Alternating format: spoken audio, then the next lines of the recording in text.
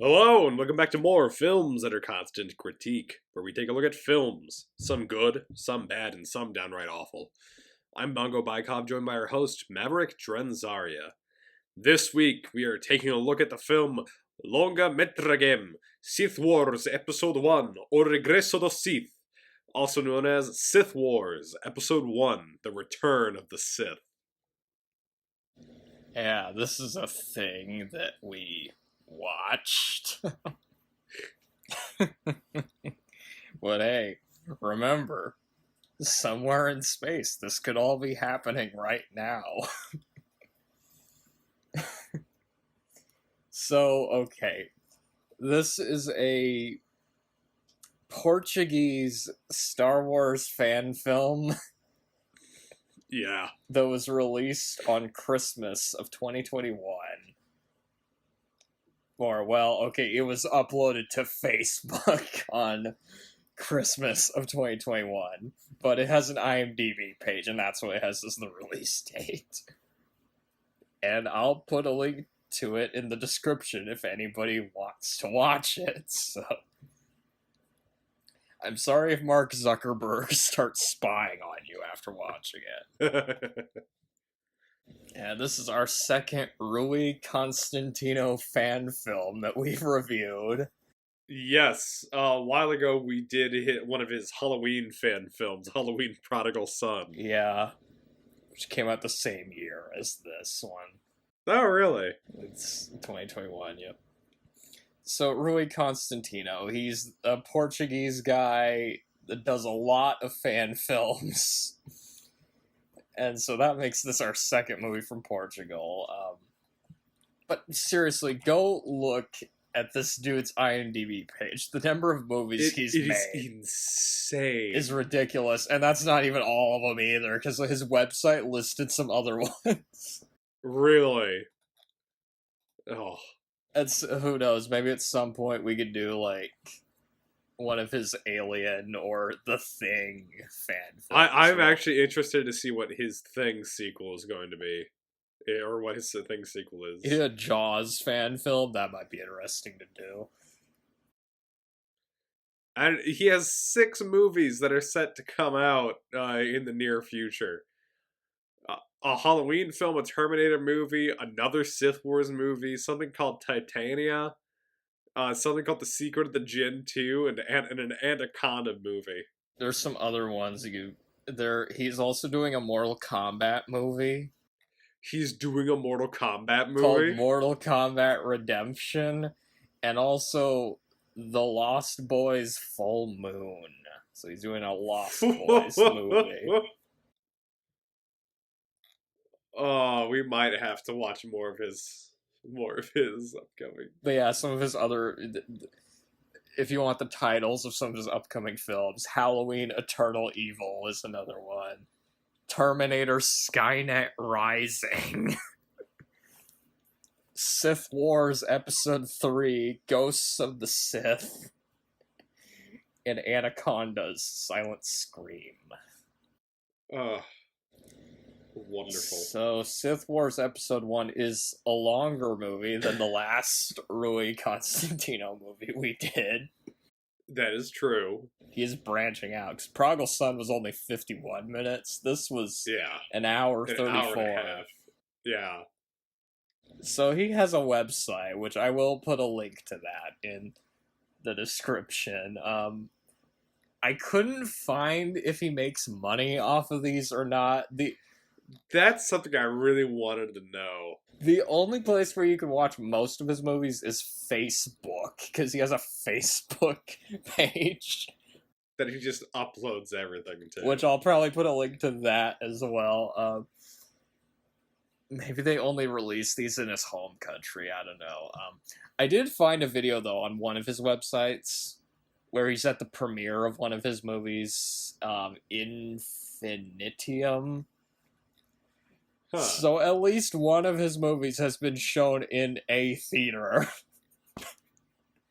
And there were at least 20 people there at the premiere, although maybe it was just, like, family and friends. I don't know. So some other things to know about Rui Constantino. He is an author. Or what kind of books does he write? And one of his books is called The Thing 2. Oh, interesting.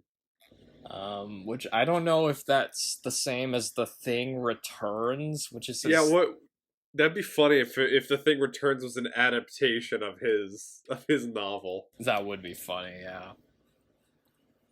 I found an interview of him talking about his movie The Thing Returns, and it's the only interview I could find where he speaks English. Like all the other videos I found of him, he was like speaking in Portuguese. So I'll put this here if you're curious. So he has been making movies since 2007. He has over 40 directing credits. 7 of his movies were released in 2023. It is ridiculous how prolific. Yeah, no, it's insane how fast he makes these. So Rui Constantino, I've looked at his IMDb page. His trivia page reads like he wrote it himself. Like, it wouldn't surprise me if he did, honestly. because one of the things on here is it says he has a Blu-ray collection of over 2,800 titles. Nice. And a DVD collection of 460 DVDs, which... I'm gonna see, does he own more DVDs than I do? Oh, apparently I own more DVDs, but... Oh, well, this is also counting my Blu-rays, though. But yeah, my Blu-ray collection is nowhere near as huge as that. Not even close. Oh my god. He is a noted fan of the drink Samol. What the hell is that? Sumal. What is that? Oh, it's like an orange soda. Oh, okay. Huh. Interesting. I should try it sometime. In 2015, had his first commercial hit, A Kamada. His first commercial hit. Oh, God. Like, okay. Where was that? Okay. He is a fan of directors James Cameron, John Woo, and John Carpenter. Okay, John Carpenter, yeah, I could definitely... Yeah.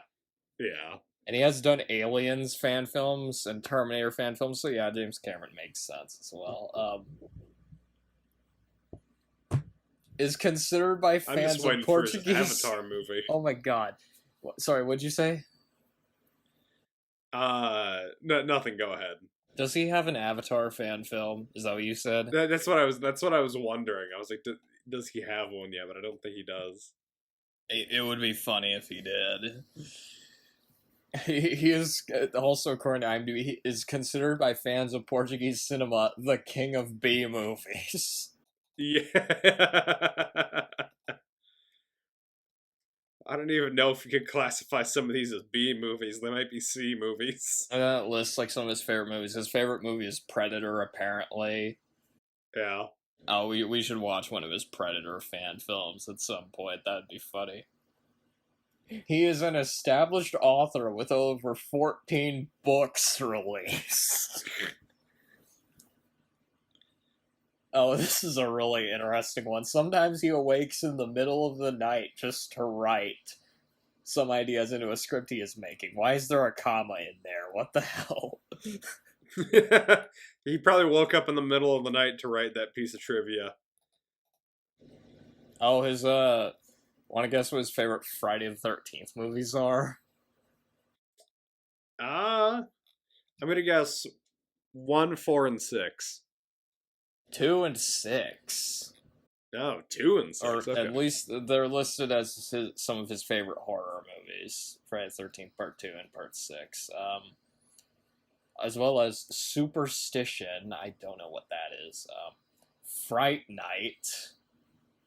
That'd be another good podcast, actually. Hell Night.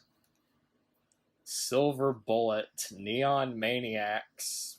Friday the 13th Part 2. Jaws. That's obvious, because he's done Jaws fan films. Friday the 13th Part 6. The Thing, the John Carpenter one, and The Fog, also the John Carpenter one. Yeah, that makes sense. His favorite action movies, get a load of this, Predator, Predator Okay. 2, Aliens, Okay. Terminator 2, Invasion USA, which is a Chuck Norris movie.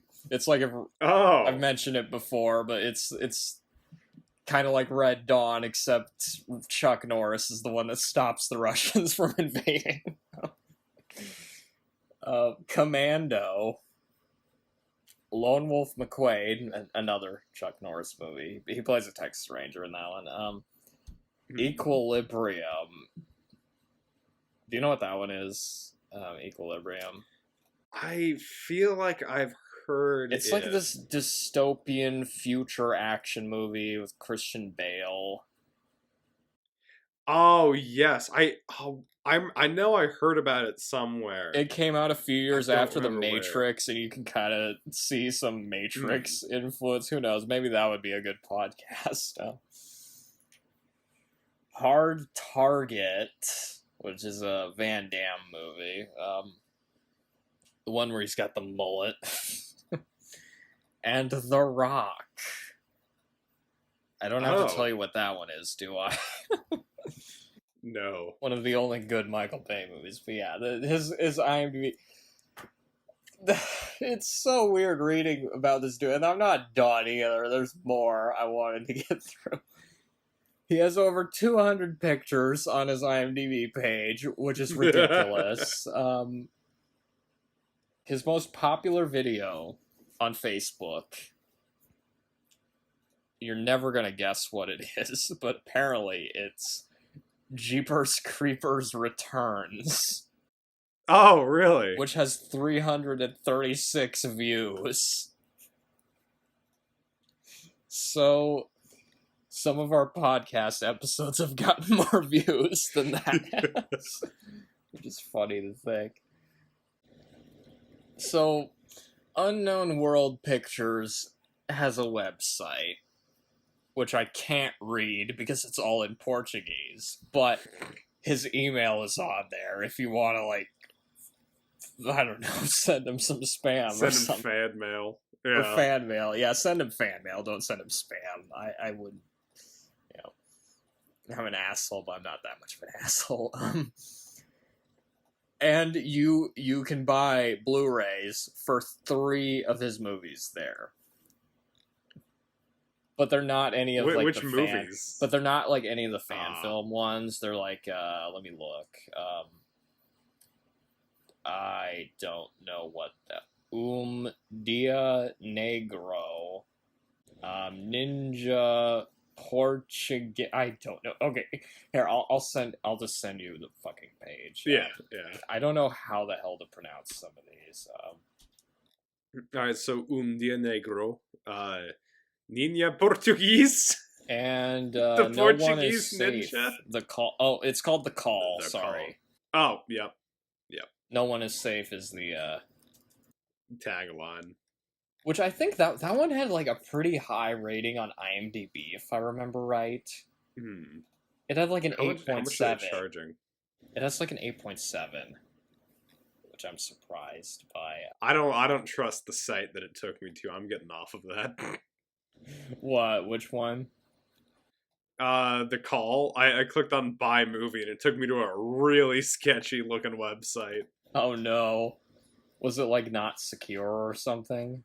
Yeah, no, I'm not trusting that. Sorry, I don't Rui. go to any, like, if it has, like, if it says, like, not secure, I don't go, because I'm too scared of getting, like, viruses or something. But yeah, apparently, you know what, maybe you can't, but maybe you shouldn't buy these there if they sent you to a sketchy website. But apparently these Blu-rays have, like, special features on them. They have interviews, trailers, deleted scenes, or at least that's what it says on the website. Photo gallery, making of, oh my god, the bloopers, premiere. There was a premiere for The Call, apparently. Oh my god. So he does make money off of a few of these, Or maybe not. Maybe people just get viruses from trying to go to those websites. Okay, so yeah, enough talking about Rui Constantino, though. But yeah, he sounds like a really... Well, okay, actually, no. He plays a character in this movie. Yes, so I guess we will have to talk about him more. He plays Apprentice Jakai, I think is his character's name. Yes, but you don't learn his name until like the last 20 minutes, so that's a whole other thing. We'll talk about that a little bit more, though, but I want to talk about some of the other cast members. And there are quite a few returning cast members. Try to guess which movie they're returning from. I think they're returning from the Thing podcast. Well, okay, some of these were probably in The Thing fan film. Yeah. Okay, so the guy that played David Loomis in Halloween Prodigal Son plays Revan in this. Oh, okay. One of the guys that played Michael Myers in that played Smuggler Davril in this, which I think he's the guy with the beard. Yes. That's another character you don't know his name until it's way too late. I know. The guy that played Darth Mar played Darkman in Halloween Prodigal Son. Not that Darkman. Yeah, I forgot about that character. Because they try to tie the ending into like Halloween 6. Yeah. Like the Thorn cult or whatever. Well, I guess that's also Halloween 5, but anyway. Rui Constantino played Mayor Owens in Halloween Prodigal Son. The actress that plays Darth Talon played a victim on the road in Halloween Prodigal Son. And speaking of Darth Talon, let's talk about the poster a bit. It is a unique poster for sure. Okay, so... Oh, let me find it. Where the heck... There was one I was thinking of in particular. Yeah, here it is. Okay.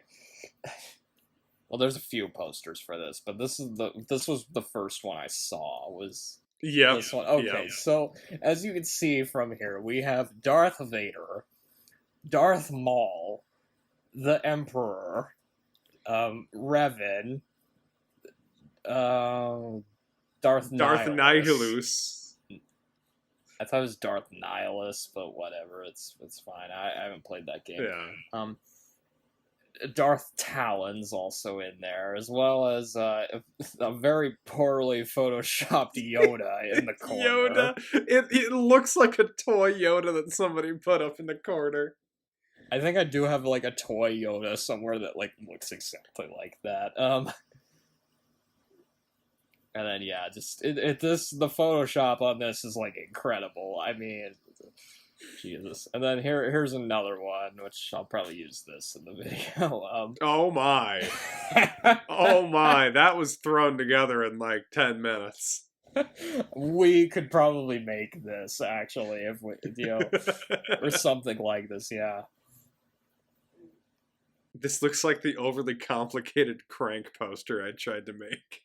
I was like wondering, before watching this, were they actually going to go to the effort of like doing their own Darth Maul and Darth Talon makeup? And the answer was kind of. kind of for Darth Maul. Yeah.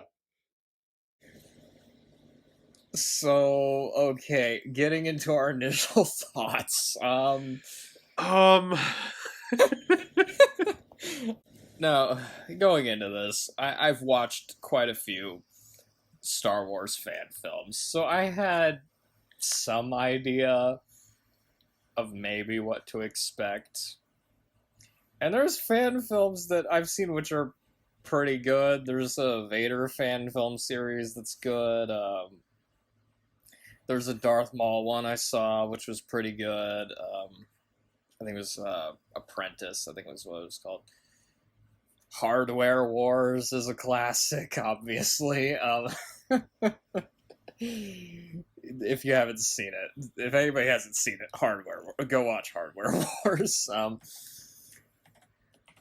I do remember watching the trailer for this, and that kind of gave me an idea of what to expect, and it reused a lot of footage, especially from like the prequels, I noticed. Yes. Okay, so and I've also seen fan films which are really bad too. Like there's a lot of really bad fan films. This was kind of in the middle, I think. This wasn't great, but I've seen worse Star Wars fan films than this, if you can believe that. I'm a little afraid to see what worse is.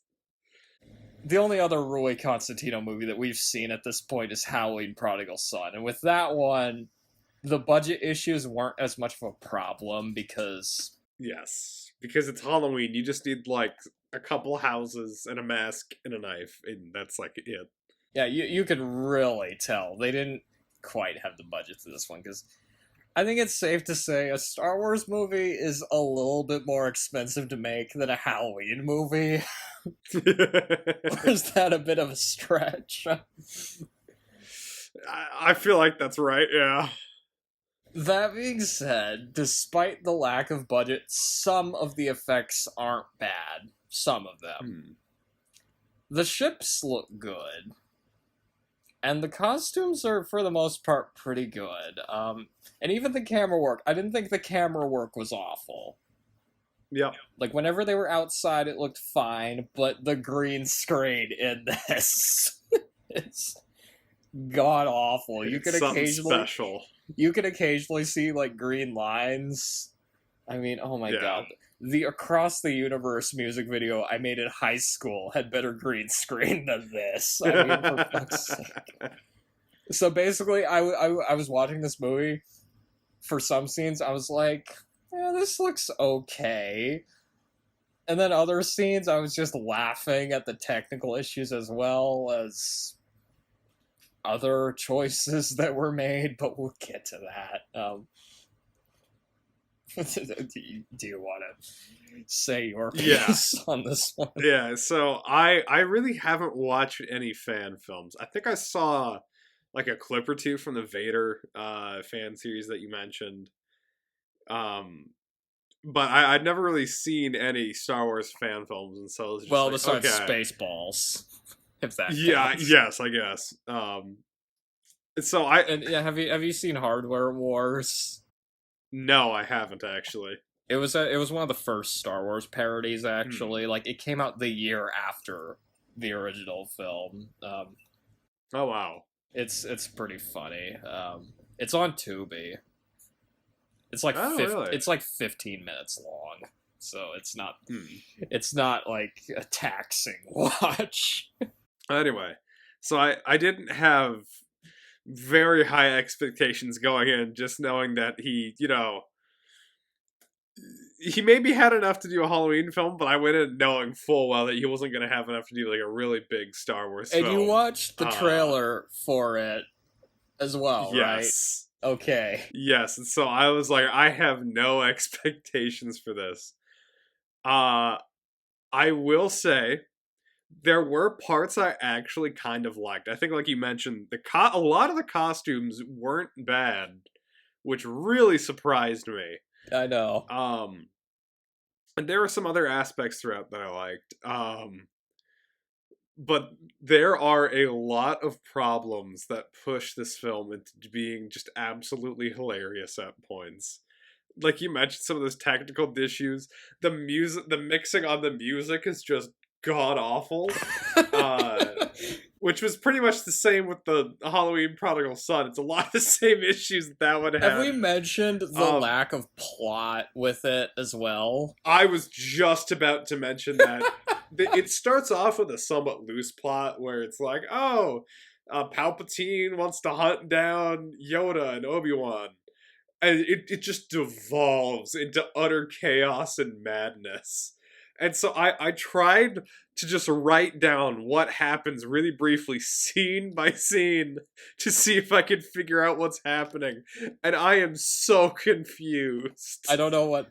I kind of gave up with the plot. It also doesn't help that there's a language barrier as well, so... Yes. But I don't know. Well, sometimes, because some of the characters will randomly speak English, and then everyone else just speaks in Portuguese. But then again, Star Wars is one of those things where even if you don't understand, like, the languages, and it should be pretty easy to follow. I mean... Yeah. Oh, you mentioned he's sent to track down Obi-Wan, who is not in this, we should point out. Yes, he's nowhere in the movie. Yoda is, but we'll get to that. So, I should ask, did you at least like it more than Turks in Space? Yes, I enjoyed this more than Turks in Space. Okay, not as much as Turkish Star Wars, though, I assume. No. Turkish Star Wars was just a lot more, like, crazy and hectic, and, like... Yeah. This one had a few parts that were kind of boring. Like, I think it did not need to be 94 minutes, that's for sure. No. The pacing... Honestly, if this was 50 minutes, like Halloween Prodigal Son, it would have been perfect. Yeah, that'd be fine. Yeah, cut... like, there's, like... Okay, I'll get to that later. I couldn't find... Obviously, I couldn't find Laird Malton's review, but... Yeah. But, okay, if he did watch this movie, what do you think he would have given it? Oh, he would have given it a bomb, like, for sure. I wonder what he would have said. Would he have said, not as good as Batman Forever? Yeah, that would be his only notes. For a film that's not related to Batman at all. Yeah. Not as good as The Phantom Menace. Because he did like The Phantom Menace. Yeah. So one thing that's worth pointing out, okay, another thing that makes this confusing. So, in the Star Wars timeline, and this is another reason I drew so much attention to that poster. Yeah.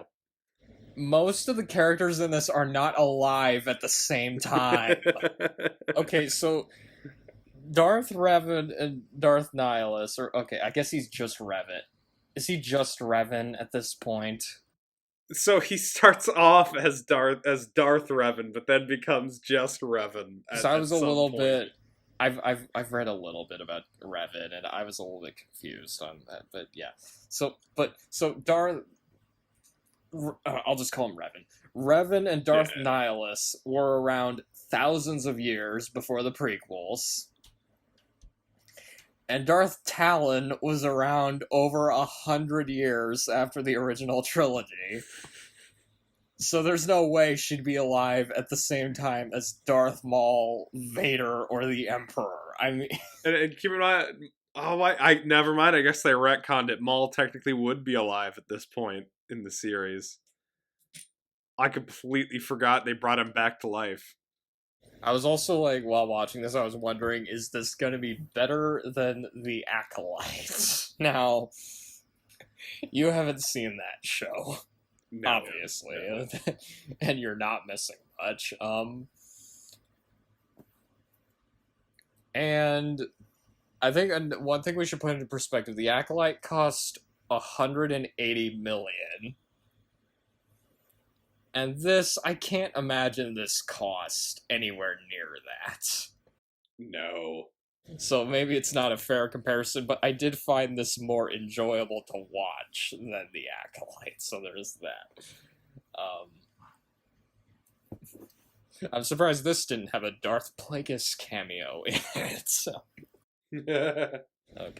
So yeah, getting into our... Oh god, what do we even call this? Recapping, summary? I don't even know. Yes, so this is technically a con, but do you want me to run through what I've written down as the plot for this? Well, we haven't talked about the plot yet, so that much. Well, we kind of did, but okay, what's the plot? Because I honestly... Okay, so I will run through... somewhere around, like, the first third of it. I will run through the movie with maybe a sentence per scene, because I tried to keep up. I really tried here. So, it begins with an opening crawl that basically says that Darth Vader is trying to hunt down Obi-Wan and Yoda before they can gather more Jedi, and to do so, Vader and Palpatine have gathered a bunch of Sith. So, he initially sends out Darth Talon to find the Jedi and the Rebels down on some planet. And he also sends Boba Fett down to Alderaan for some reason. And Boba Fett starts to shoot stormtroopers for some reason. So, that was another thing I was confused about, was where this was set in the timeline. But okay, I guess if Alderaan, or Alderaan, however it's pronounced, they pronounce it different ways.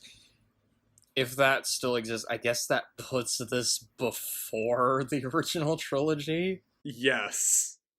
Because they have a scene that's on Alderaan, however you want to say it. So, but then the eventually, ending, I was confused by the ending, because that's what... We'll get to that. Okay. Yeah. So down on the planet, Rebel forces are fighting the stormtroopers, who have spider droids from the prequel trilogy on their side. And they eventually kill everyone except for one rebel who knows the location of Master Yoda. But before they can get the information out of him, Vader ends up killing him.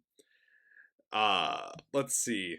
Then Darth Revan defects from the Sith Legion, I guess. So Vader once again calls up Darth Talon and sends her and Maul to go find him. Darth Vader then calls up Jabba the Hutt to also look for Revan. Next, a man in a steel mask, who I think is supposed to be Darth Mar, heads to a pile of rocks, digs through them for about a full minute, and pulls out a Sith holocron that is hiding a book called The History of the Sith. Then we switch back to Jabba, who hires a smuggler named Davril, I think, who is dressed like low-budget Han Solo, to go smuggle some things towards Kashyyyk. We cut back to a 20-second scene where Darth Vader fixes his arm with a screwdriver. We then move on to a scene of two stormtroopers arguing about the treatment of a prisoner being interrogated. That was something I was... Okay, so... Sorry to interrupt you, but that was something I was noticing with this movie, was it was just another case of, and then we get a scene of. It's quite possibly the worst example of, and then we get a scene of, we've ever had, I think. It would kept jumping around. There would also be parts where characters would just show up randomly for a few seconds, and then they're gone. Like, Mando shows up, IG-11 shows up, K2SO shows up. I'm gonna get to those. So then we found out that the smuggler has been captured and is being interrogated. We never saw him leave Jabba's palace. We never saw any of his mission. All we know is that he apparently failed and is captured and being interrogated by the Empire. Keep in mind, he was hired by Jabba to go do something right after Darth Vader hired Jabba to go do something. The Star Destroyer that they're on is then attacked, and the smuggler is able to untie himself and leave the torture chamber. Even you explaining he gets in the world's... Yeah. Even with you explaining it, I'm still lost. Well, don't worry, it gets worse. Because then the smuggler gets into the world's funniest firefight, where he shoots a guy who immediately just drops onto the ground within a frame. Before he starts looking for a starfighter. You noticed that? Where he, like, shoots the guy and there's that jump cut? I was, like, crying laughing at that jump cut. I had to, like, pull it back, like, and, to, like, watch it again, because I, like, was like, wait a second, did that just happen? Like, there was, like, an editing fluff. Oh, my God. Then Boba Fett shows up, and he's trying to look for the smuggler on the Star Destroyer. Then the Millennium Falcon flies away from the Star Destroyer. We've never seen the Falcon up to this point. We don't see it after it, so for whatever reason, the Millennium Falcon's there. Then IG-8 IG-88 shows up and kills I think it was stormtroopers. IG-11. And then the droid from Rogue One... Oh, was it IG-11? I think that's... Okay, when I was looking at IMDb, when I was looking at the cast, it said IG-11. Okay, I guess it was IG-11 then. I thought it was IG-88 at first, though, but... So he shows up, kills some stormtroopers. Then the droid from Rogue One shows up and kills some stormtroopers. That's K2SO. Yeah. And he, like, gives the we never middle see finger, them again. Too. He, like, throws a bomb and, like, gives the middle finger and then just leaves. He's just gone.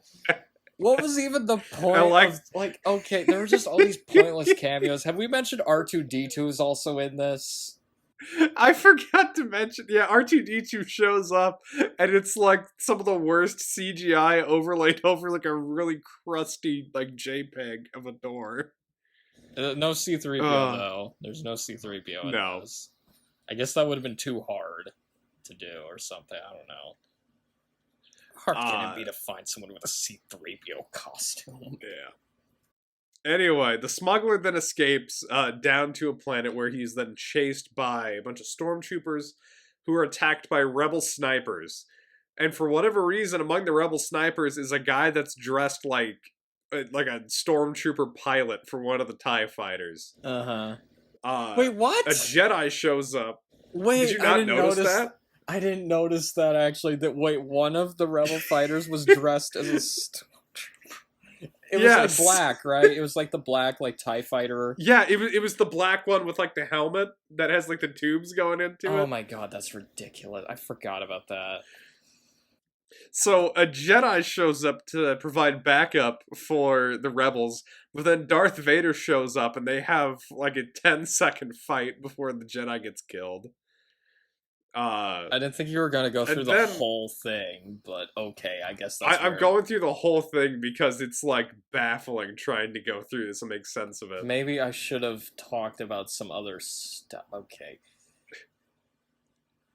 But I guess I'll go a little quicker through this part then. Okay. But I will. While you're going through this, though, we should add: there's no character development in this. None whatsoever. It's literally just scene. Yes. So the X-wing Did pilot you mention named that, Jakai? or are you getting to? Okay, I guess you haven't mentioned. Which part? You haven't mentioned how Mando shows up at one point. No. Okay. So Jakai, this X-wing pilot who has R2-D2 for some reason, and he's played by talks to a guy. He's played by Rui Constantino.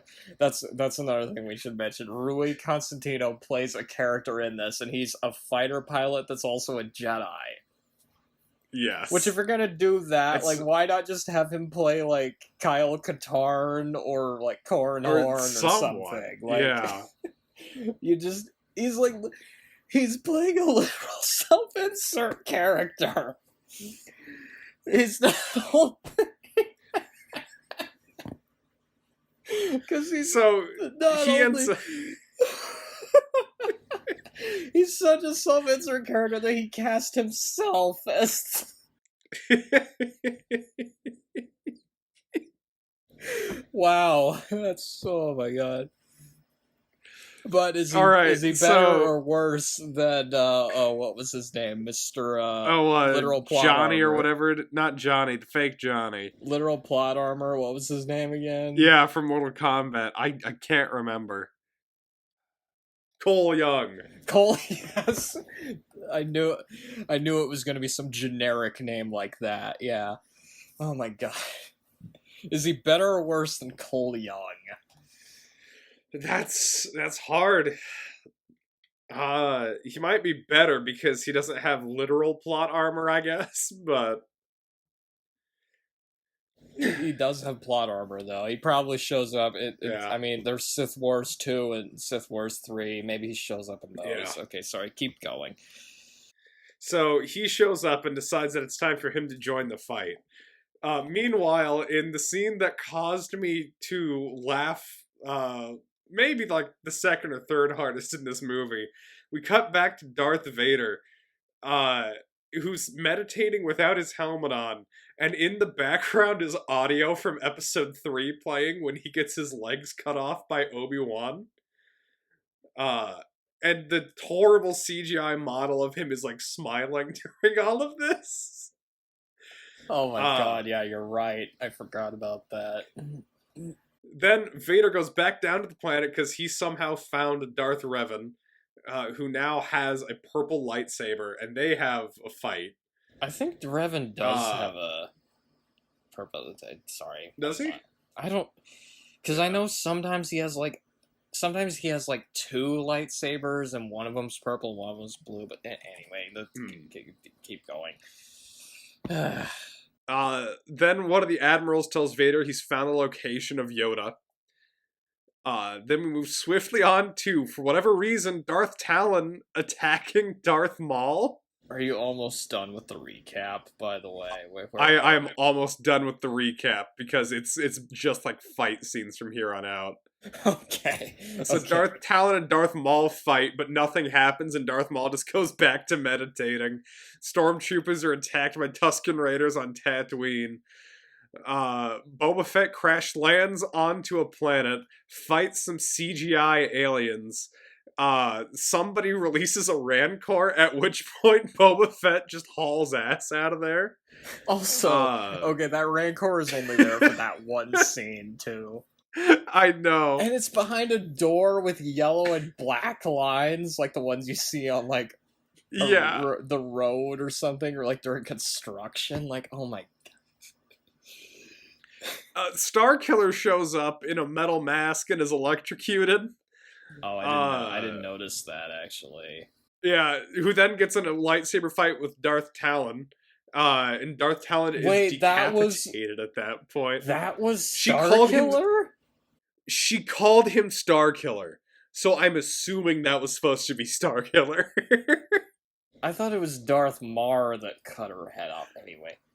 I couldn't tell because I didn't know when it, like, we never saw Darth Maul get captured. We just saw him get the book and then disappear. Because he's like wearing... And so I fit... Okay. He was wearing a mask, so I didn't know that was... She called him Starkiller, so I'm assuming that character was Starkiller. Starkiller does wear a mask. Okay. So then, Jakai finds Yoda and Grogu. I think it was Yoda and Grogu, and they didn't just put in baby Yoda to then grow into old Yoda, but who knows at this point? There's no way that they would do that. Then Darth Vader goes and finds Darth Nihilus, asks him to kill Revan. Then Vader goes back up to his ship, tells Palpatine he found Yoda's house. Then Vader goes down to another planet to fight Mace Windu in a terrific fight scene that we'll have to come back to. He kills Mace Windu. Then Vader... Yeah. And then Revan fights Vader Nihilus. And kills Nihilus. In the middle of the desert. He, kills Nihilus. And then Vader shows up on that planet for 2 seconds and goes back into his ship. And then the movie ends. You forgot, unless... Did you watch after the credits? I couldn't... I got an hour in and I had to take a break. And then I just didn't bother with the after credits scene. There's an after credits scene where Vader is he's thinking about Padme, and there's audio from Revenge of the Sith where Padme is telling Anakin that she's pregnant. And then Vader says, I have a son. And then the movie ends. So do you think the second one they bring Luke in then? We should... I guess we will have to see. Or are we gonna watch any more of these? Because this one took a lot out of me.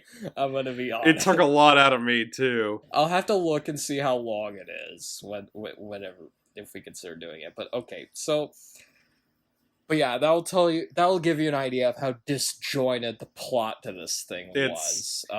It got so hard to follow. And there were parts of it that were like really slow, but then parts that were really fast too. Like the pacing and editing in this was terrible. Yeah, no.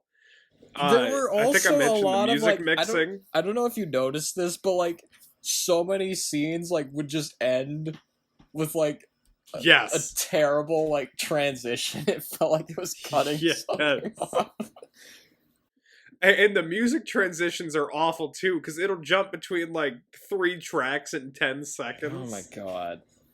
It's so bad. Like, the sound editing's definitely not as bad as Turkish Star Wars, though. I think that's still like Yeah. the bottom of the barrel, right? Because Turkish Star Wars actually gave me a headache after a while. And then the editing itself, I don't think the editing itself was quite as bad. So. But okay, so while I was watching this, on top of just the plot, you can barely follow the plot. The start of the movie, he has 4 production companies. I didn't even pay attention to that. I noticed because if I was like watching it, just going, these opening titles, like they just seem to be going on like forever. It was hilarious. Because there was like one logo which had Cthulhu, there was one with a UFO, one with a motorcycle. There's one that had this guy that looked like Sauron before he lost his ring finger. Okay. But yeah, I'm just like, why does he have so many production companies? I thought it was just called Unknown World Films. What the hell is this other stuff? Yeah. So, this is in Portuguese with English subtitles. Or so I thought at first. Because sometimes it's English with Portuguese subtitles. And it switches with characters, too, if I remember right. Because there's parts where Darth Vader talks in Portuguese and parts where Darth Vader talks in English. Why does it do this? I swear there were points where Darth Vader's voice actor changed, too. Oh my god. Some of the voice acting was also kind of inconsistent, too. Like, some of them sounded okay, and then some of them I was like, oh, come on. Like, the Emperor is in this at one point, and his voice actor, I don't know what voice he was trying to do. But so he if I remember... definitely did not sound like Ian McDermott, though, that's for sure. If I remember, I think that was voiced by Rui's father. Yes, okay, that was another thing I was going to mention. He's played by Rui Constantino's father, Paolo.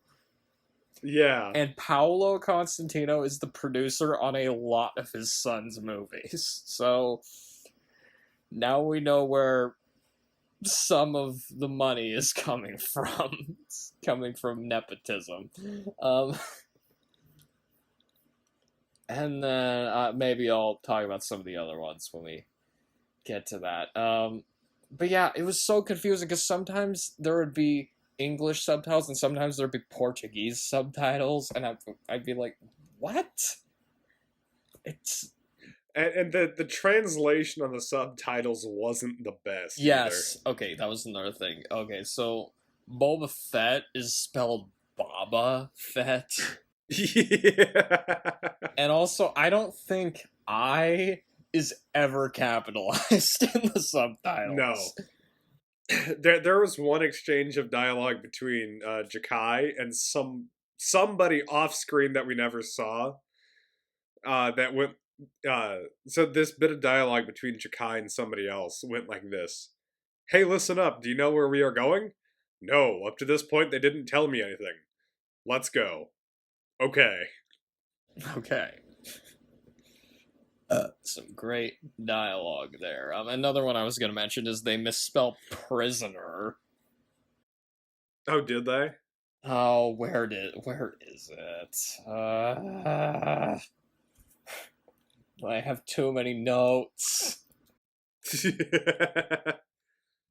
Prisoner. They put like an I before the O in prisoner. Really? There's probably some other. There's other ones I'll probably talk about. Okay, another thing that's interesting. The title crawl is in red, Yeah, I noticed that. and I couldn't keep up with it. I really could not.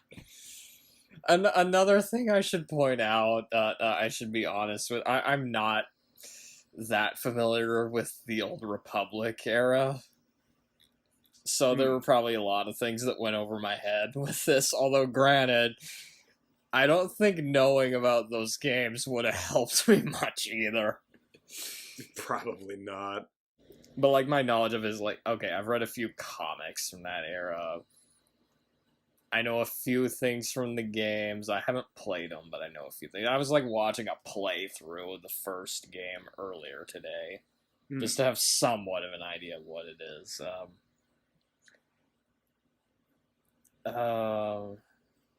But from what I've read about it, basically, okay, from what little I know of that era, though, it's like there's multiple Jedi and multiple Sith alive at the same time.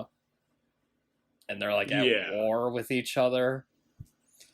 And Revan, he starts off as a Jedi, then becomes a Sith, then gets amnesia and becomes a Jedi again, I think?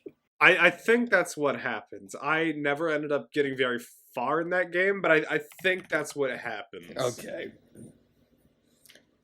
And the Darth Nihilus, I've read a little bit about him. He's like this, like, really powerful Sith who, like, sucks the life out of planets and stuff, and he, like, you never see his face, you know?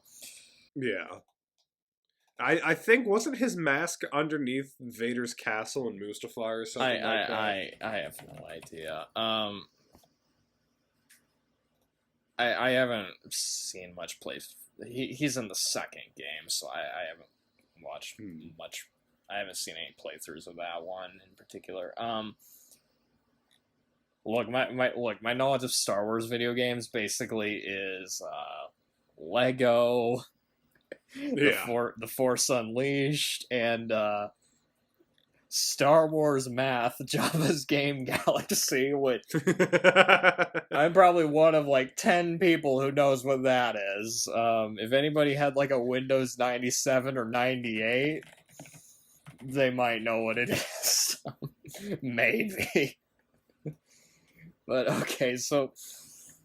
But yeah, even if I did know... Okay, even from what little I do know about that era, this movie still was not easy to follow, so I guess, like... No.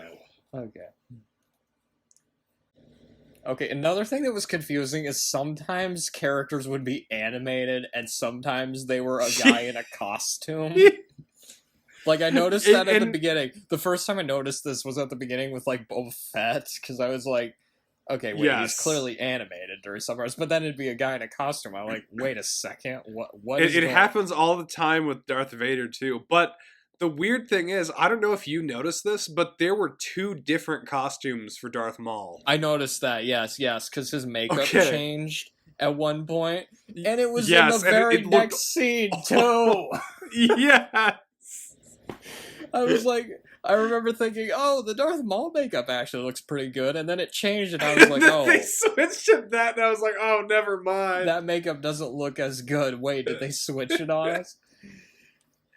I will say, though, his makeup, like, during the fight scene against Darth Talon actually looks really good.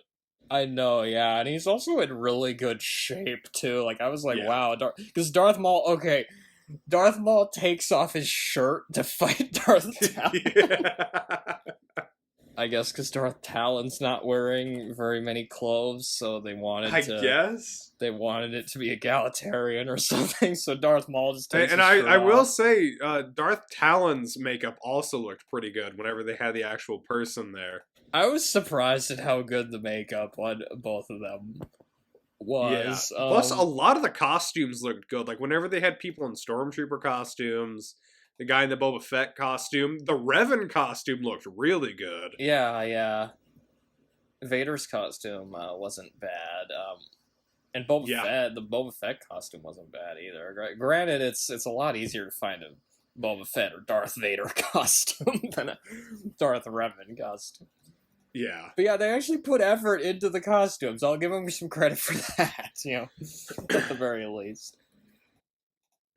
And part of me was wondering if they just hired, like, cosplayers or something who already had the costumes. Well, it was in Portugal. I don't know if they have the 501st Legion over there or not, but I also thought the locations they chose were pretty good. Like, some of them... Yeah, like, whenever they actually filmed somewhere, it usually looked pretty good. Like, they looked like they could be Star Wars planets, like, whenever they're on, like, Tatooine or whatever. Or, like, when they're in the snow at one point, I was like, shit, they had to actually film, like, snow troopers out in the snow? That probably sucked.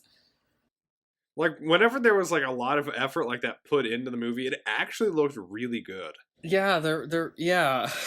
It's kind of surprising. And then sometimes it would just be like a CGI early PS2 cutscene. I'll admit some of the animation didn't look bad. At least if we're talking about for a fan film. Because remember, it's some of it didn't look bad, but then you had things like they looked like about on par with like PS1 games, basically. Or like some other video. I don't know, some other video. But yeah, then there'd be some stuff. Okay, the Banthas. Let's talk about the Banthas. The Bantha, it looks like it. The first thing I thought when I saw the Banthas was like they looked like something out of Minecraft. They just looked so much more cartoony than anything else. And also, if you look closely, you could see the green on them. Yeah. Like around sort of like the bottom edges there of like their fur. And there was no reason for Banthas to even be in this either. Like, no. Aside, I guess they wanted to establish it was Tatooine, but like that shot, you could cut that shot out of the movie and you're not losing much. And anytime there was a ship, it was always like a 50-50 on whether or not it was going to be bad CGI, or if someone just took a picture of the ship and dragged it across. Oh my god, screen. That was another thing I noticed. Okay, there were a lot of shots, especially on like backgrounds. Yeah. There would be shots that it was like clearly like just some picture that they just placed in there, and the picture resolution was so inconsistent too. There were like some shots where part of it would be HD and then the other part of it would be like, I don't know, like much lower this is one from resolution. This is one from Tatooine. That was the first time I noticed that. Yeah, I was like, wow, that looks, oh my god. When you first see, like, the sand igloo on Tatooine, I remember thinking, like, oh my god, like, what?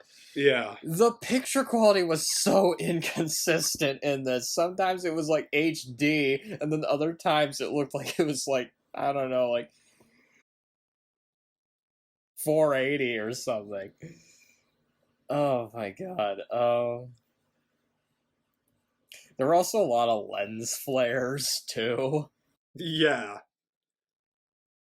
Like that, they're like during one of the lightsaber fights, it was like a close up of someone's face, and there was like a lens flare coming from the sun, just coming through the trees that blocked the whole shot. I guess he was like trying to pay tribute to Jar Jar Abrams or something. I don't know. Oh, we forgot to mention this, but we have a returning composer. Because this movie uses John Williams tracks from well, okay, sometimes it uses his tracks and then sometimes it's like a cover version of the of some of his tracks. But either way, John Williams, technically some of his work is in this fan film. Maybe that's why he's not making money off of this one. It's because of copyright. Oh, that's another thing. Okay, are we going to talk about how there's footage from the movies in this? Yes. I think the first time I noticed it was in Jabba's palace, when they reused the clip of, like, the one guy laughing, sitting next to Jabba. Alright, it's Salacious Crumb, are you talking about? Yeah, Salacious Crumb, I forgot. They use audio clips from Return of the Jedi. I know that. I don't know if they use... Because that definitely was not... They reused a bit of footage from that one. But that definitely was not Jabba the Hutt. Like, from Return of the Jedi. Like, That the Jabba CGI was awful, which is surprising. It looked like a toy or something, and then Salacious Crumb looked like a stuffed animal in that scene. But yeah, you hear Jabba's voice in this, like... They use audio clips from the prequels, so you hear Ewan McGregor, Hayden Christensen, I think Natalie Portman's in there as well, because of the ending. You hear Hans scream from Empire Strikes Back. That's right. And there's probably some other ones I'm forgetting, but those are the ones I can think of off the top of my head. But okay, so the first big laugh I got out of this was one of the early battle scenes when the droids showed up and some guys in I camo. still didn't understand what was happening. The animation on the droids like looked kind of janky, but also the guys shooting at them were like dressed in camo and they were shooting at them with machine guns. And I was like, what is this to make let's make the timeline of this even more confusing, because the whole time I was watching this, I was like, what time period was this set in? Because clearly it's before Return of the Jedi. We know that. Yeah. But I guess, yeah, the fact Alderaa's in this would put it before. But before the original trilogy, but I don't know. I mean, it was weird. So I think the part that got like the biggest laugh out of me was when Mace Windu just kind of shows up. Okay. I'm gonna need to put a note in here so I know to come back to some of my earlier notes. Okay. Mace Windu. Oh, that's way later, dude. I know, but where is that? Okay, here we go. Darth Vader meets Mace Windu. Okay, and at first I didn't know it was him. No, I didn't either. I was watching, and then he pulled out a purple lightsaber, and I was like, hang on, and I had to rewind, and then I realized it was supposed to be Mace Windu. Because for one, he sounds nothing like Sam Jackson. No. And it looks like actual PS2 graphics it during does, the scene. I know. Like, he looks like a 90s video game character. Like, again, like, I'm surprised Kyle Katarn or Dash Rendar weren't in this. It was so funny how ridiculous the fight got, too. I didn't know it was him until he said his name, because I was like, wait a minute. Oh my... And he has, like, a metallic hand, too. Yeah. But yeah, that fight is pretty ridiculous, because, like, Vader's costume gets cut up pretty bad. Like, you can see his face and, like, his... Well, it's really funny, because he gets, like, forced back into a rock, and then Mace Windu pins him to the rock with his lightsaber, and then just, like, buries him under a bunch of other rocks. But then he ends up killing Mace Windu. Pretty easily, too. Yeah, he just grabs him, chokes him a bit, and then stabs him.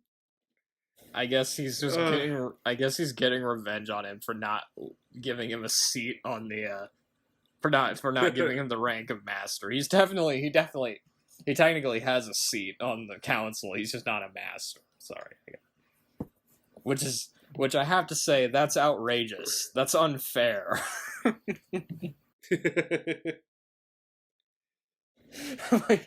Okay, going back to, that was another scene that got a big laugh out of me. There were also real quick before we continue, I do need to get some more water. My throat's just like dried up from this laughing. I will as well. I will as well. Cerveza cristal. Cerveza cristal. Alright, I'm back. Another thing I was gonna bring up. There's so much slow-mo in this. Yes. Especially of Darth Vader, I noticed, which kept making me think of the video you sent me, the Zack Snyder Star Wars video. But the editing in this was so bad, too. There would be, like, scenes of, like, stormtroopers just walking around. that just went on for like so long, and also I know, and they were just like talking to each other with like the worst banter possible. The first establishing shot of the establishing shots when Tatooine is introduced go on so long. Yeah, It was ridiculous. Like, and the animation on it, like, it looked like Mars or something. yeah. I wouldn't be surprised if they were like AI, like generated images of like Mars or something. There might have been like a couple AI things in there. Although I guess this was kind of before AI really took off. Either way, though, it also kind of made me think back to like Quantum Quest, like some of the shots in that. Yeah. I will say, Vader lifting that dude with the Force actually didn't look bad. Yeah. I don't know how exactly they did, but like, and he throws him. It actually didn't look bad. I will say that. Yeah. So, Again, there's like certain parts where they try really hard, and it actually looks pretty good. and then there's other parts that look like a video game. And the green screen, oh my god. Like, when we first see Rui Constantino, he's in like a bad green screen. I think every scene that Rui Constantino is in, he's like green screened in. Yeah, because he's like green screened in the X-Wing, and then at the end when he's talking to Yoda, he's the one that, wait, was it his character that talked to Yoda? I think it was. Yeah. And did we mention yet what they did for Yoda in this movie? Okay, let's talk about that. I'm gonna have to go find that in my notes, though. Damn it. That's towards the end, though. That shouldn't be too hard. Yeah. Okay, Yoda talks to Rui Constantino, and it's footage of Yoda from Revenge of the Sith. Yes, and they just like repeated animations of it, and then changed his mouth moving to match the dialogue. The voice actor sounded nothing like Yoda either. Like No. They didn't even try. It was oh my god. Or maybe okay. Maybe the Portuguese dub of Star Wars sounds like this. Who knows? That's a good point. They might be trying to mimic the Portuguese dub. Might have to watch that tonight. I will not vouch for that. I have not seen the Portuguese dub of Star Wars. So. I think I've heard bits of like the Russian or like Spanish dub of like Revenge of the Sith. Or there's if anybody hasn't seen it, Star Wars The Third Gathers Backstroke of the West. Go look that up. It's a laugh riot. It's fantastic. Yeah, so they took footage from. Okay, that was another thing I was talking about earlier. Is they stole footage from some of the other movies. Because there's audio from the other movies. There's footage of Yoda from Revenge of the Sith in this. Yes. They might have taken footage from some of the video games. It wouldn't surprise me. I think in one of the X-Wing scenes, they had like a second that was from one of the original trilogies, but I couldn't remember which movie. Oh, which part of it was it? It was. They were showing like the inside of the cockpit at one point, and like his hand was moving to do something. And I just noticed that the quality of the video was just completely different. So I think that they just took it from another movie. They also took footage from that scene in Empire Strikes Back where Vader was talking to the Imperials in his rotating chamber. Yeah, they did a couple. They did that a couple times in this. It wasn't quite as like bad as what Turkish Star Wars did, or maybe it was. I don't know. It's pretty blatant, like copyright infringement. Yeah. At least with this one, though, it was just a fan film. It wasn't released in theaters. So we can maybe cut it a little bit more slack, but still. Yeah.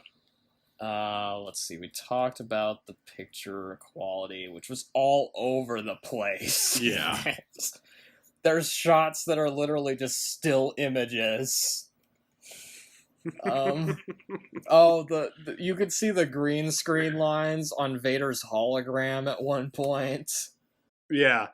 So the holograms all just looked awful.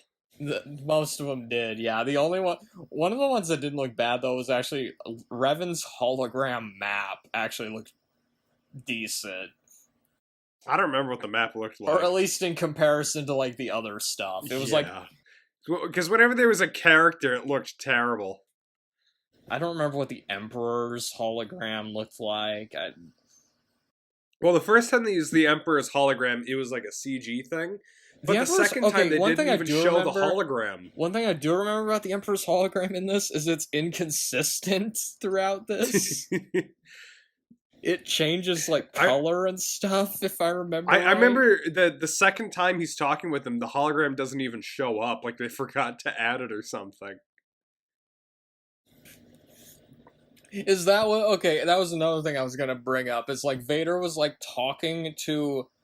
I wasn't sure if he was just talking to a voice recording of the Emperor, or if they just didn't add in the hologram. I think they forgot to add in the hologram, because he went up and he said, I have the line written down, he said, "Computer, connect me to the Emperor." That was so bad. Like, I was like, I literally wrote, Vader talks to Palpatine's voice. Did they forget to add a hologram during that scene? Question mark. So, yeah, that was bad. Oh, where was I? I'm jumping around. I'm sorry. Okay. Oh, sorry. I think Revan is the one that says this. This is a line I wanted to... I wrote a few lines down. He says, "I'll use the Force and wait for something to move." I had that one written down as well. I was like, wow. You are giving George Lucas a run for his money as far as brilliant dialogue goes. And also, Revan finds the Book of Sith. Yeah, oh yeah, the Book of Sith. Inside of a holocron. Which, I don't know if you know this, that is an actual EU book. Yeah. Yeah. Which I thought was pretty funny. They used an actual EU book. Oh my god. Because it's basically, if I remember right, that one's like written so it's like a collection of Sith writings, and like Palpatine like has notes written throughout it. So. But I just find it so funny that they actually incorporated that into this. But yeah, like whenever they were walking around outside, it looked fine. Like when it was on location. Yeah. But then they used green screen and it just started to look laughable. I guess it's kind of like the prequels in that regard. Yeah. Although obviously with the prequels they had way more money, so it looks better than this. Definitely has better sound than this. Yeah. Oh, there's also some curse words in this, which I was surprised by. I'm trying to remember. Okay, some stormtroopers say "damn" at one point. It was after you hear the sound effect of Han screaming. Oh, yeah. Or, sorry, is it Han or Han? Anyway.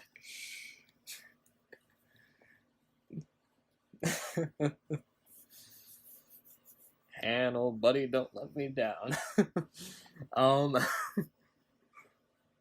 And yeah, they're like, okay, I guess that scream was supposed to be, Davron? Is that what his character's name was? Yeah. Is it Davron or is it Davril? They're like torturing him for information. And he's just some dude in a gray t-shirt.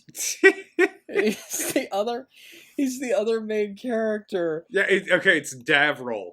Davril is his name. He's supposed to be a main character, and we don't learn his name until over halfway through the movie. What the hell is Davron? Davron, an executive search and outplacement firm for the engineering, architecture, construction, and manufacturing industry. Okay. Aerospace engineering staffing agency. Wait a minute, what? Okay, so but yeah, basically, Davril, is that what his name was? Yeah, Davril. Okay, not Davron. Okay, whatever. No. Also, at this point, I looked at the timestamp the timestamp of the movie, and I went, "Oh no, I'm only 20 minutes into this." Because I was like, "Wow, the pacing in this is bad." It's awful. Also, the scaling of things was off too. Like sometimes things would like there was like I think one part where I noticed like Vader like the scale on Vader didn't look quite right when he was walking through a hallway or something. And also Yeah, the hallway. surprise me. The hallways just oh my god, they did not look great. There were like shots that kind of reminded me of Wall-E or something. Like, I think it was when that like black ball droid was rolling around, and I was like, "Wait, this." Oh yeah, the evil BB-8 thing. Yeah, it wasn't BB-8, but it was like it was the evil version of BB-8. Although BB-8 does show up in the movie. Yes, he does. That's a little bit later though. Yeah, some shots looked good and some looked just terrible. It was yeah, okay, another laugh I got was we mentioned this earlier, but the stormtrooper getting shot and there was like a jump cut. Oh, it caught me so off guard. I laughed so hard. Every action scene in this was just laughable. Like I was laughing at so much of this movie and not for the right reasons cuz like the action scenes were just so ridiculous because the editing was bad and like yeah. I don't know whether to call the choreography bad. Well, some of it looked okay. Like during the lightsaber fight, fights looked okay, but like whenever it was like people shooting blasters and stuff, it always was like a jumbled mess. And it was inconsistent because like the first blaster fight that we saw where it was like on the planet against the rebels, it didn't look awful. But then later when they're in the forest, people start bleeding when they get shot. Oh my god. Okay, wait, where do I have that written down? Yeah, okay. Oh, fuck, where did I have that written down? Yeah, why was there blood in okay. I don't know, and it's so inconsistent too, because it doesn't happen every time someone gets shot, just during like those one And the blood scenes. effects looked like, okay, there were effects in this that looked like stuff you'd get off of like an app with like blood splatter effects or like explosion effects. And also there were people wearing like I think it was like World War II or World War I era gas masks. Yeah. I was so confused at like just that entire sequence. Oh, I guess when they say a long time ago in a galaxy far, far away, they don't specify how long ago it was. Yeah, maybe it was in like... Oh my god.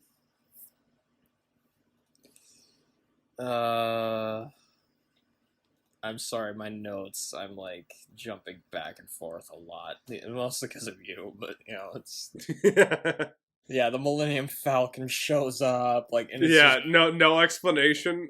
We never learn who's piloting it. It just shows up and then it leaves. It's obviously like it's either Han Solo or Lando, depending on when this takes place. But they never bother on letting you know. Yeah, Darth Maul's makeup changes like in the very next scene after he's introduced. Like, why? It looks like he has like a plastic cap on his head, and then just like really quick face paint thrown on him. And then sometimes he was like a video game character. It was weird.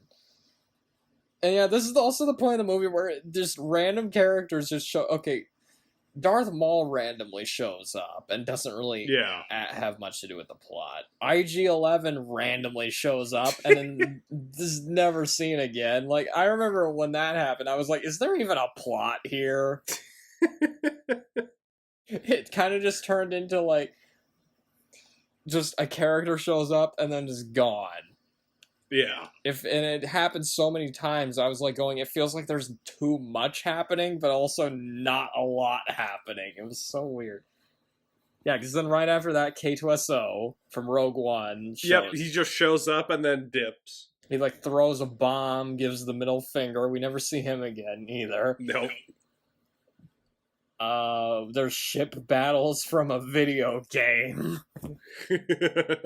I wouldn't be surprised if they, like, just directly stole footage from, like, an X-Wing game or something. Well, the thing is, they if they did that, it would have been from, like, older games. It's like, why not do one of the newer games so it at least actually, like, looks good?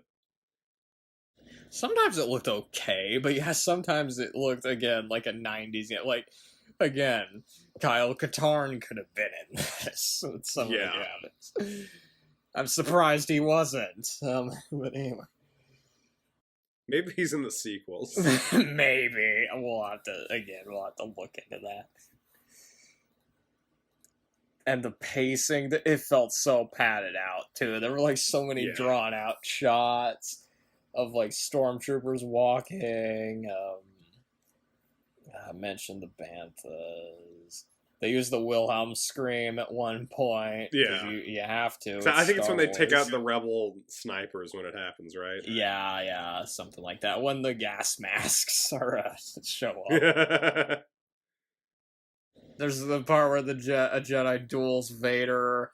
There's, like, this really bad zoom in on the Jedi's eyes. Why did the eyes look so bad? Like, I had that written down. It looks like he has, like, snake eyes or something. Like, they look wrong. I don't know how else to put it. And then Vader just kills him, like, almost immediately. And Vader, at some point, sounded like the Techno Union guy from Attack of the Clones.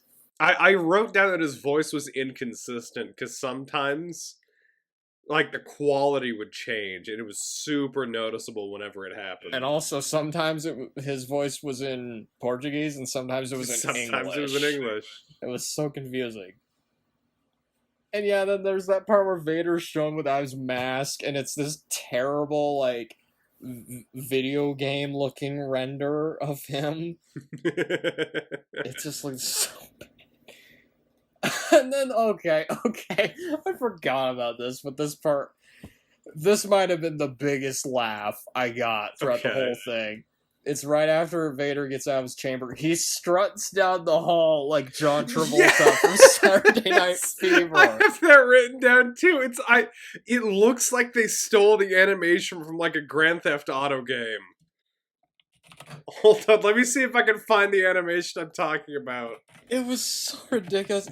I was literally expecting, like, Staying Alive to start playing during that. Like, somebody needs to, like, take that. So funny. Somebody needs to take that clip, put Staying Alive over it. That would make my day if somebody did that.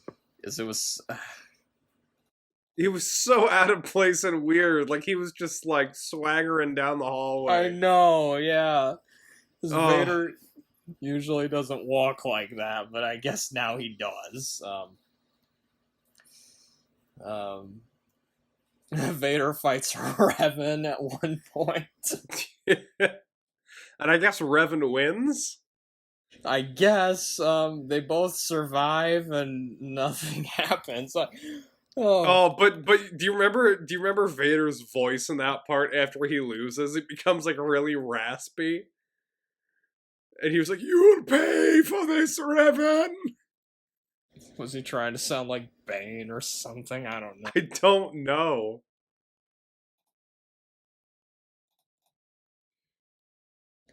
Also, when they show Kashyyyk, okay, it doesn't look like Kashyyyk. Like, not at all. The establishing shot of it, okay, you see blue garbage dumpsters, pine trees, and gravel. And we don't see any Wookiees in this, by the way. No, not a single one. So what was even the point of this cutaway to Kashyyyk? Because we gotta fit in our Star Wars locations. If there's a better depiction of Kashyyyk than the Star Wars Holiday Special, though, I'll give it that. Yeah, there's another line I wrote down. I unfortunately, I don't remember who said this, but somebody says, I think it was one of the main characters. They said, "I've did an amazing mistake."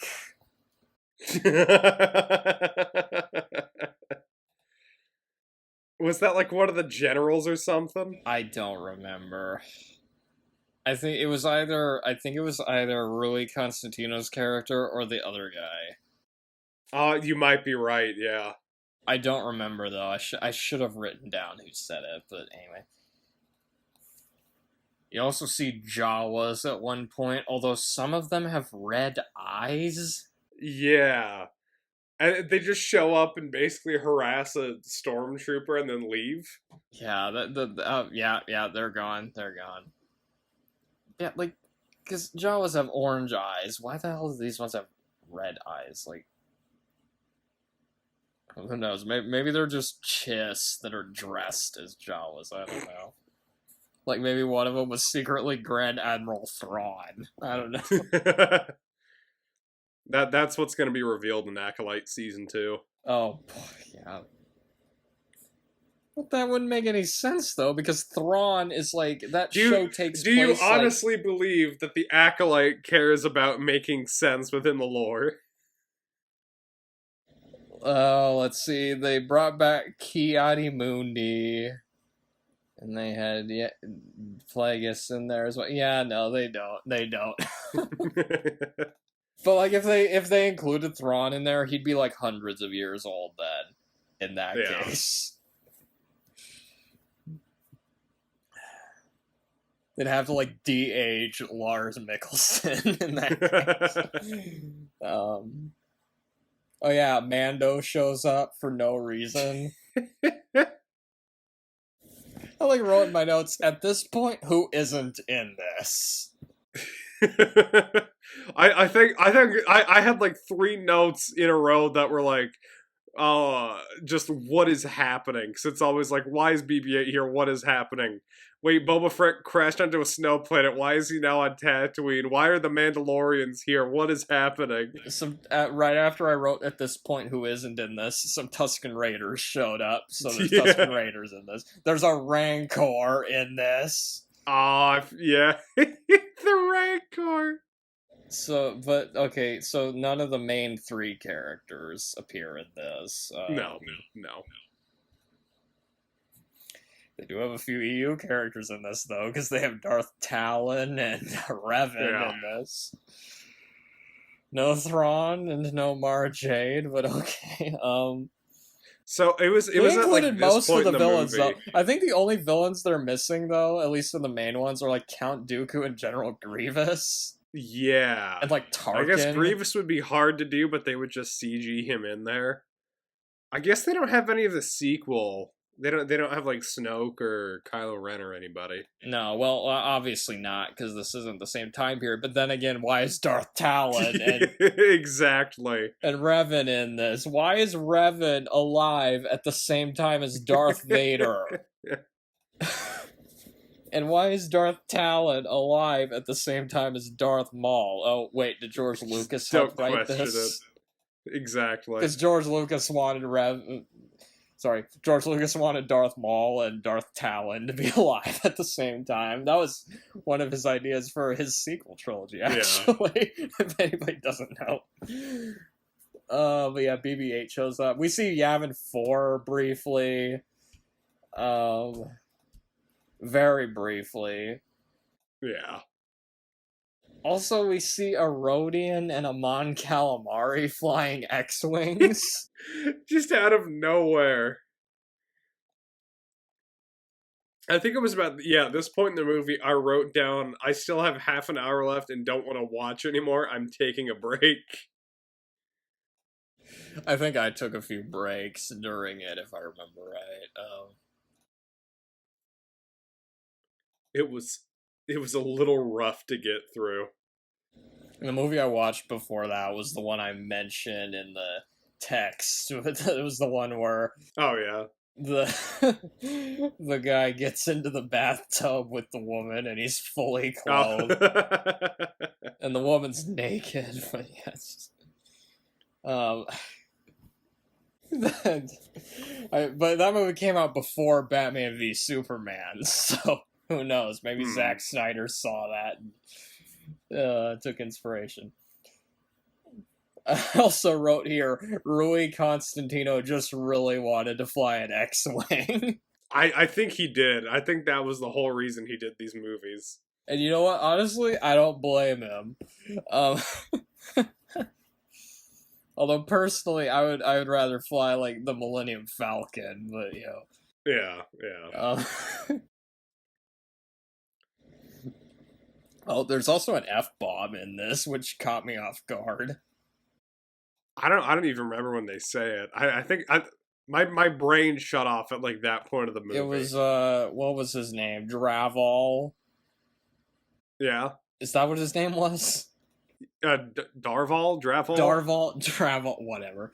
He like says, "Eat this, you fuckers," and he like. Oh.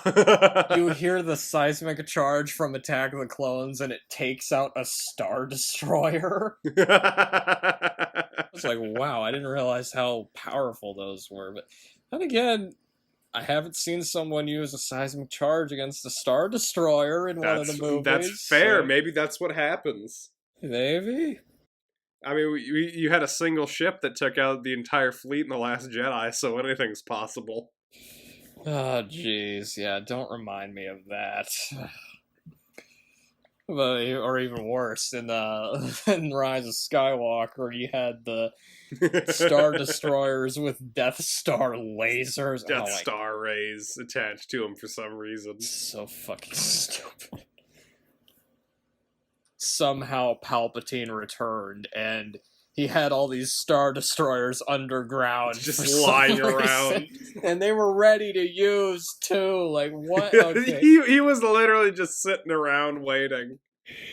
How long was he waiting down there? Well, it had to be a while, I mean.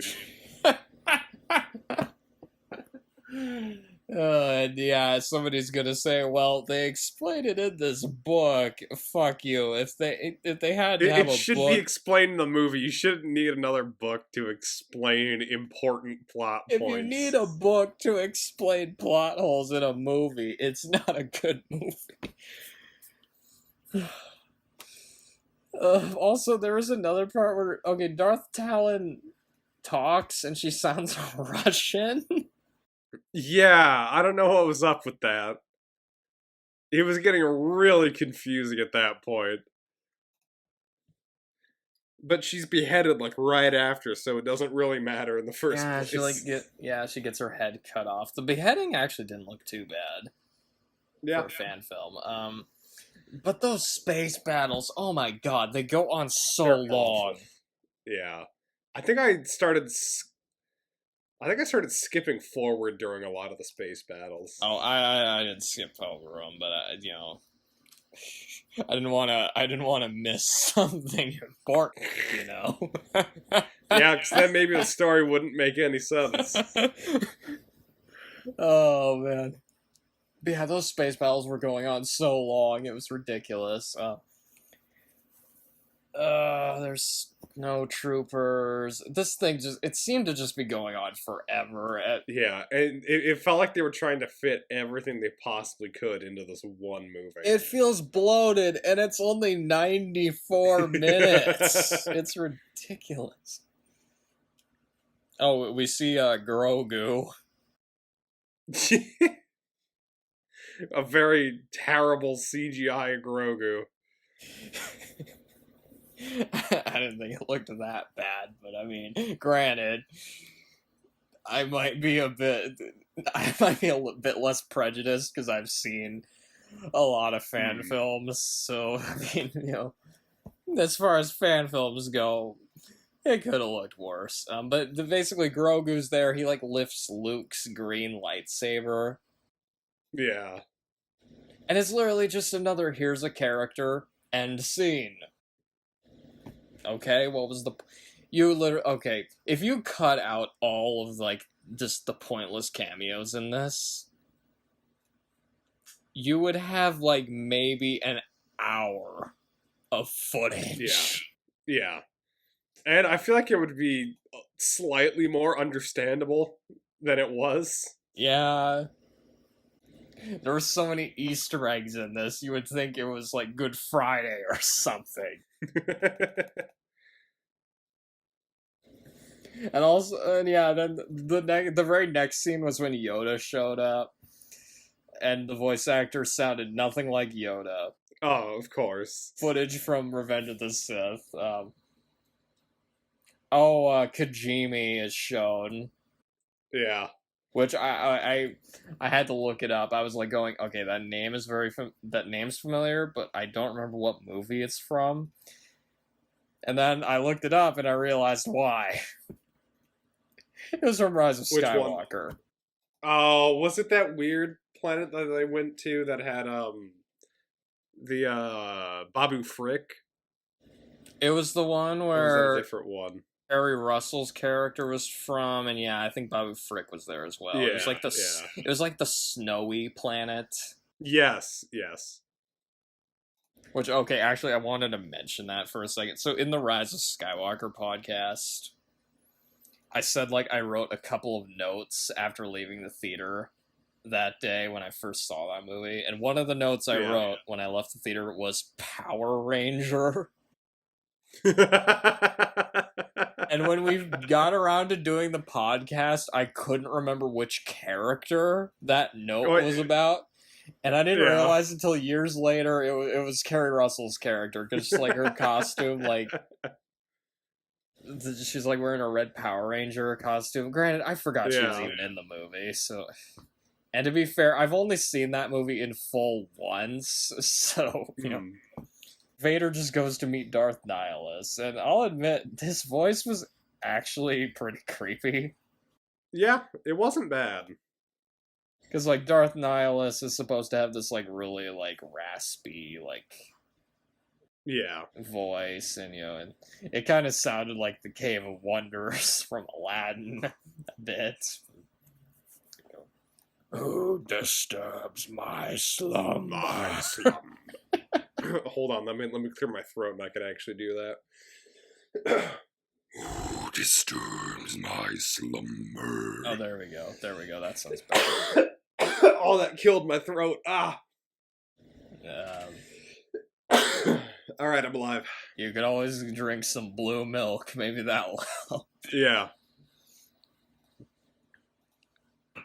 But yeah, Revan, he like waves. There's one part where he was like waving his lightsabers around, and it looked like a rave. Yeah, I think he was trying to practice, but it just looked goofy. It looked like a rave or something. Yeah, because they were blue and purple, so it was just oh my god. This also when we had Vader meeting Mace Windu. There's like this rock monster that shows up and then is gone. I don't remember the rock monster. It's like it like shows up and then is gone after one scene, so that's probably why you don't remember it. Of course. Oh, Revan fights Nihilus. Yep.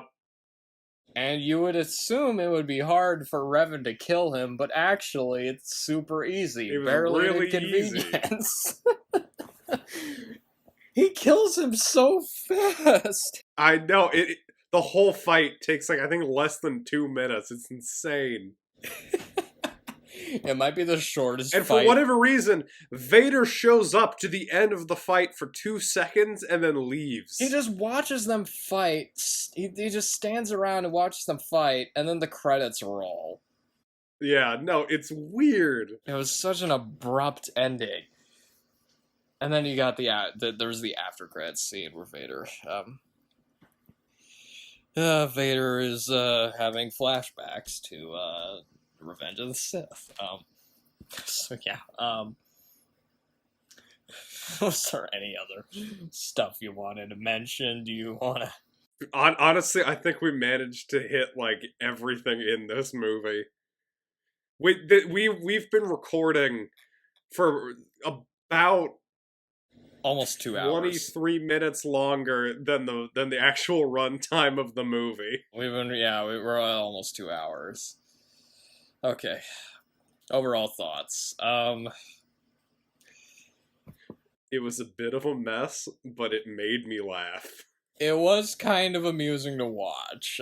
Parts of it were poorly paced, but the amount of unintentional hilarity I got out of it was pretty immense. So, Yeah. you know, I don't see myself ever really rewatching it, but probably it not. was a fun watch, though. I will might admit. go back and like look for certain clips just because, I mean, why not? So one thing you said in the Halloween Prodigal Son podcast was you were hoping that it would be more like a Neil Breen or Tommy Wiseau movie. Yeah. And this one felt It definitely was closer. It felt like a Neil Breen movie at points. Yeah. The acting wasn't as bad, though. I will say that. The acting wasn't quite as bad, but some of the effects... It might help that it was in another language, too, so, like, we couldn't quite tell. Some of it was in English, though. Yeah. And the acting in English wasn't as bad as what I've seen in Neil Breen movies. Although some of the effects in this look like they would be in a Neil Breen Which is movie. terrible. Yeah. Okay, I would say if you enjoy watching Star Wars fan films, this is maybe worth seeking out. Yeah, it's maybe what it's definitely you'll definitely get a laugh out of it. I think. If you're not enjoying it, you can always just shut it off after 20 minutes. Because it doesn't get better after 20 minutes. You're not being forced to watch it like we are. And hey, maybe you could make a drinking game out of it. I don't know. You could always like get drunk on like Cerveza Cristal while watching it. Did you have anything else to add for your overall? Honestly, I think it's weird. I wouldn't recommend it if you're not really into Star Wars, because I feel like if you don't sort of know some things, you're just going to be lost the whole time, and it's not going to be as funny. Hell, we're both of us we're pretty into Star Wars, and like even we like we're just lost. Nonsensical. Yeah. Although again, granted, I'm not as familiar with the Knights of the Old Republic era, so maybe. But I don't know. Even disregarding that, it was just a jumbled mess. Yeah. Although, granted, Halloween Prodigal Son was a bit of a jumbled mess. It was just less so because their ambition matched their budget a little better with Halloween Prodigal Son, I think, than it did with a Star Wars movie. And it was shorter. It was only 50 minutes long. So who knows? Maybe I need to read a little... Maybe if I read a little bit more about Revan and Darth Nihilus, this movie would make... Yes, exactly. It would make perfect sense. But I don't know. I'm pretty familiar with Darth Vader and Darth Maul, Boba Fett, the Emperor, you know, like a lot of these other characters. I'm pretty familiar with them. Hell, I've read some of the Legacy comics. I know who Darth Talon is, but like, but even knowing what I know about that, it was still just confusing. It was so poorly edited. Like the editing in this was just god awful. Yeah, dude. But I mean, if you like Star Wars, you might get some like. Some enjoyment out of it. You might get some laughs out of like some of the technical issues with it, but and I will say when they tried, it looked pretty good. The costumes were pretty good for the most part. Some of the ships look good. The when they were shooting on location, it didn't look bad, but yeah, it's just the green screen wasn't very good. Like when they were trying to be too ambitious, you know, it didn't quite work out the way they wanted it to. But oh well. I don't know how much money they had to spend, to be fair, but you know. Yeah. I would be interested to see what like the budget was on this. Would you be interested in seeing Sith Wars Episode 2? What's the subtitle? The Legacy of the Sith. Legacy of the Sith. Would you be interested in seeing Legacy of the Sith? At some point, maybe. I don't think our next episode, but at some point in the future, I wouldn't mind returning to Sith Wars. I will have to see how long it is before we do that, because this one was a bit of a drag during parts. Yeah. So, Legacy of the Sith is an hour 46. Oh God! Oh no! Yeah. Who? Okay, what characters do they have in it? Maybe. Legacy of the Sith. Darth Mars back. They have Darth Cyrus. I don't know him. Darth Mar. Niab Noon. Oh, Obi-Wan's in it. Darth Plagueis is in it. The guy that voiced IG-11 plays Obi-Wan, apparently. Oh, wow. There's a Mandalorian in it. Darth Sidious. Cad Bane is in it? Raven. Darth Cyrus. Okay. Who is Greedol? Plo Koon is in it. Oh my god. Okay, Yoda's in it again. There's Jawas. See, Darth Malak is in it. Jabba the Hutt is in it. Darth Malak. Yeah, that's right. Tarkin. Wait. Uh-oh. I don't know if that's his name. Okay, whatever.